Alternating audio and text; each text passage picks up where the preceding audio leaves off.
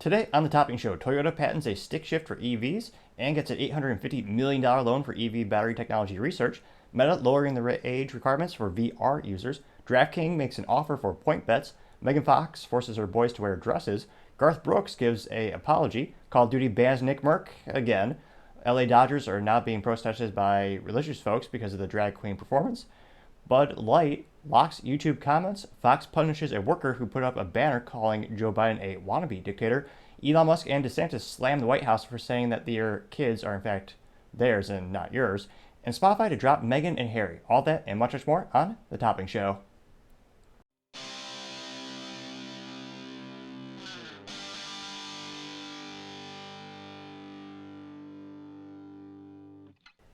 Thank you for taking the time to tune in today. Today's episode of Topping Show is sponsored by Topping Technologies. Topping Technologies is an IT value-added reseller and services company with a special proficiency in IT security. Heck, I see their founder at least twice a day. God says he's quite handsome and brilliant.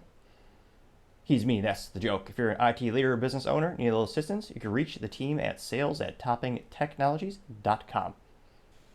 Now, other interesting political news, you have Elon Musk and Ron DeSantis punching back to the Biden White House, claiming that your kids are their kids.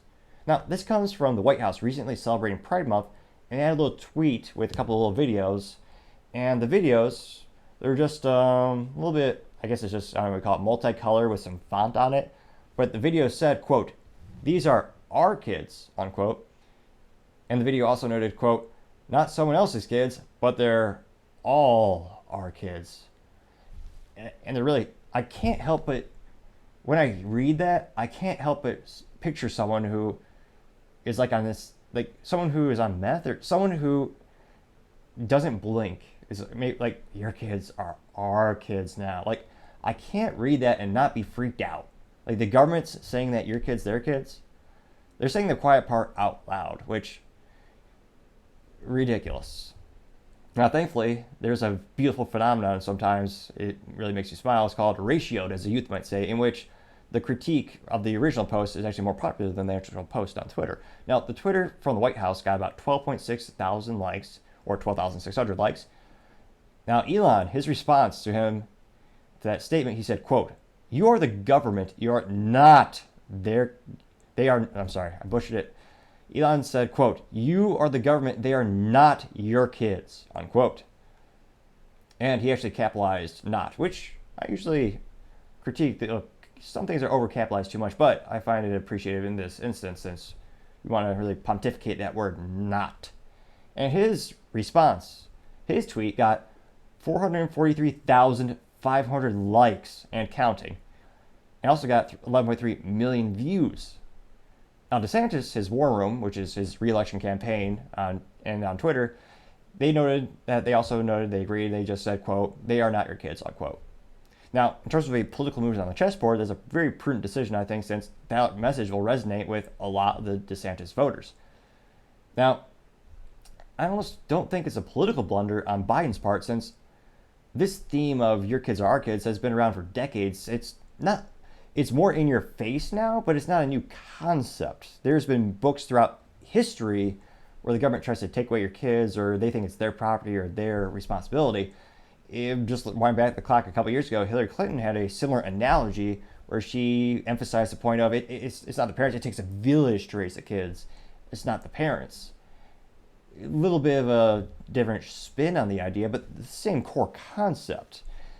So given that they've had that theme for many, many, many, many years, I don't even think, maybe Biden will lose half a percentage point in the polls.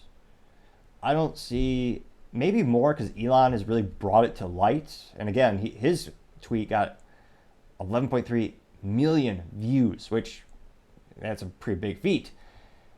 So it might maybe gets Trump a couple, or DeSantis a couple more points. Now, another interesting move on the political chessboard, I'm surprised Trump didn't immediately punch back and join the conversation in that regard. I know he's on Truth Social, which is an alternative media, and I do greatly appreciate it because the more options for the consumers, the more outlets for data information, the better. The only downside of Truth Social is that there's a more narrow audience, and the issue Trump is going to have is those people already love Trump. When I talk to people, Truth Social is heavily used by his consumer base, which makes sense because they were previously alienated on platforms such as Twitter, where they were just completely banned because they said something conservative or they just said something a libertarian might appreciate. They didn't stick to the mold, so to say. So they were completely just kicked off the platform. And I think you're having more and more people looking for alternatives, but Trump needs to expand his audience. He's not going to do that on Truth Social. It's growing, but the people who went there were for the people who already were alienated, who I think are already more likely to be attracted to him as a presidential candidate.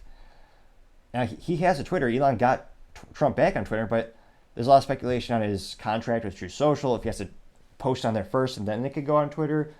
Either way, I think he needs to really get more on the ball when it comes to the social media in that regard. I mean, it'd be interesting to see, all these moves on the political chessboard, which one will be the right ones, and time shall tell.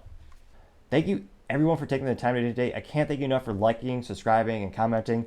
Each one of your comments greatly help the channel grow and develop. A couple weeks ago, I had someone reach out on the chat or on the comments saying that I should use my laptop a little bit less and have more eye contact with the camera. And thanks to them, I utilized the monitors I have behind the camera, which I usually have for my, I say 9 to 5 job. I work way more hours than that. But now that makes me keep eye contact a little bit better with the screens because I have the screens behind the camera.